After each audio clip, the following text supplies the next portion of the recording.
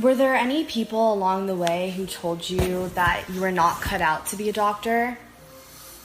Along the way, yes. Much later on than that, but I can remember multiple various events. One of the first ones that was very impactful was it was extremely competitive to get into medical school.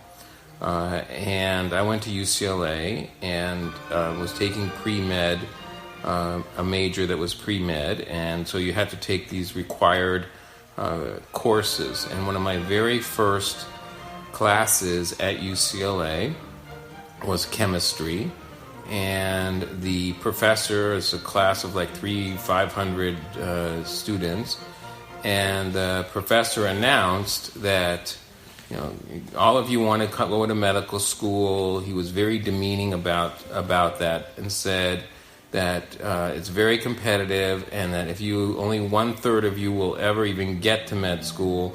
So look to your right, look to your left, and if either one of those people looks smarter than you, you're not it. And you're not going to go. And you should think of a different career. And this was your very first class at UCLA. And, you know, we were all very, you know, bright kids from many high schools that did well. And it was literally shocking for many of us to hear those kind of words, to immediately being told you can't follow your dream. And the very first test he gave us, the average out of 100 was 40. And these kids, all of myself included, always done quite well on tests. And this was it was really pulled the rug out from under our strong foundation that we were going to go into that field. And so that was one of the first times that I really questioned, based on an authority figure, that maybe I wouldn't get into medical school. And so I always, kept pursuing it, but also was always thinking about and planning what would I do in case I didn't get into medical school. In my residency program, I had a couple of really good, strong mentors. I think the one that really played a really significant role was the physician who was in charge of the whole academic program at the hospital. He was the head of the program in the hospital. He met with me.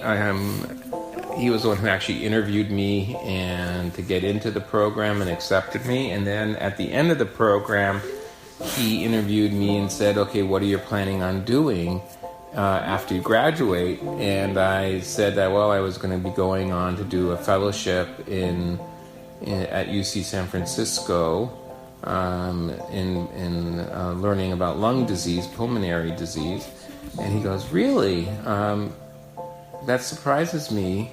But why don't you tell me what you really liked about these last 3 years?" And I mentioned how I really liked getting to know patients and help them and connect in their lives, and I didn't really like doing procedures and things like that, and really critical type interventions. And he says, "Well, that's not really what a pulmonologist does. You try describing the exact opposite.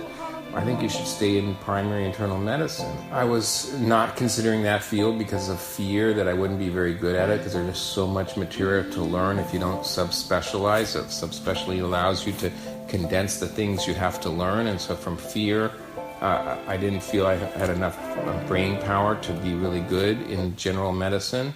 And I wanted to specialize just so that I would be more competent. And he's explained to me that I was more than competent. I was excelling in the field of primary care, and I would excel. And he in fact offered me to become his partner once upon graduating.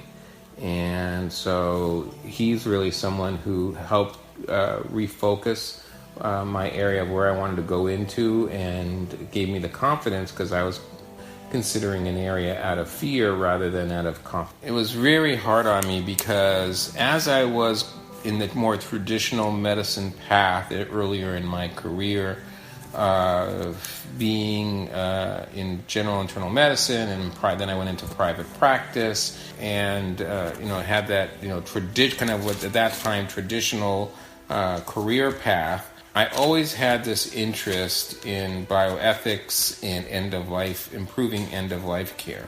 But it came to a burning passion that I had to do something about when my father was actively going through the end of his life. And I could see how he and our family was victimized by the really suboptimal care that he received, the fractionated healthcare system, that nobody was focused on his global needs of addressing not just his physical going on, but what was going on with his spiritual needs, his psychological needs, his social needs. None of those were being addressed, and he was suffering. And the family was suffering. So I knew how the journey should go, and I could see that his journey, and the journey for most wasn't that way. But I refused that call to that mission because it was just that's not what you do. You're in private practice, and that's the prestigious part. And when I went on to work at Kaiser, and I said to my leader at the time, two leaders, that I wanted to go into improving end-of-life care, and they said, no, we're not going to go in that direction. You have to stay in seeing an office-based practice and a hospital-based practice because that's what you're good at, and that's what I get rewarded from your scores.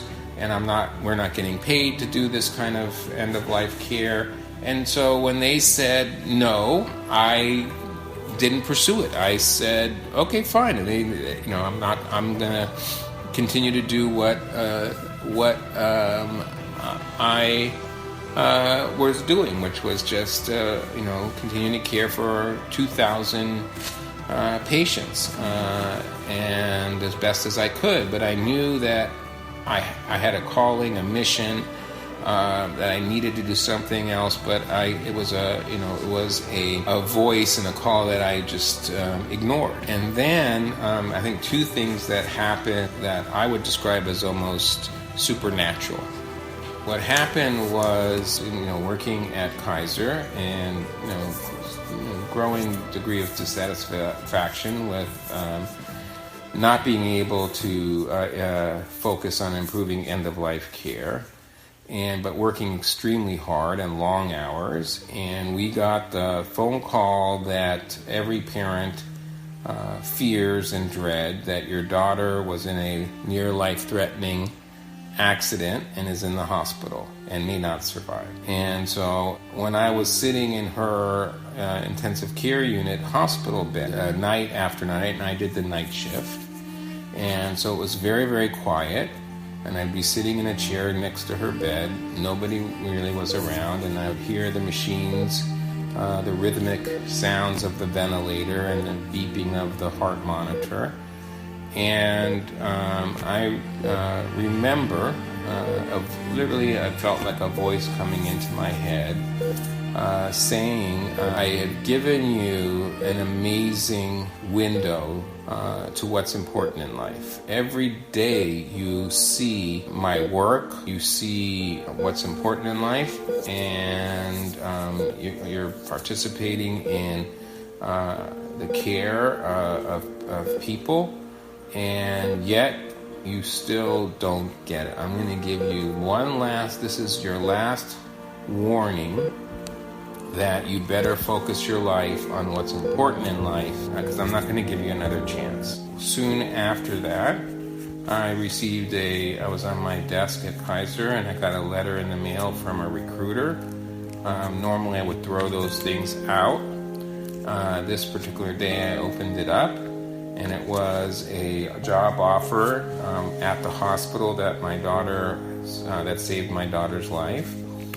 And it was the exact position that I was looking for at the time, and I brought it home, and my wife and I decided to apply. I didn't think that I would get it. I told her, I remember telling my wife that there's a national search, they're never going to pick someone like myself, and of course, I got the job. So that really for me was a surprise, because it's not very scientific, and I'm trained in science, but I really believe that that those thoughts that congealed in my head that night really got me to focus on not to refuse my mission and call, and start to get involved in unfamiliar situations and take on additional challenges and go through multiple sets of trials and tribulations in order to get to where I knew I needed, that a higher power knew that that's where I needed to go.